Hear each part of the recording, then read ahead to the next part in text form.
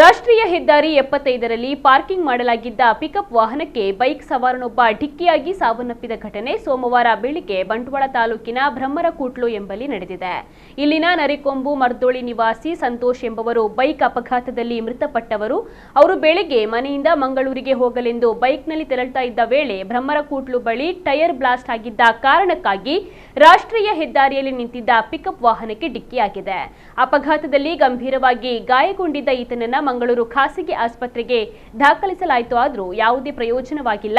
Bantwal traffic SI Adarsh ಅವರು ಭೇಟಿ ನೀಡಿ ಪ್ರಕರಣವನ್ನು ದಾಖಲಿಸಿಕೊಂಡಿದ್ದಾರೆ.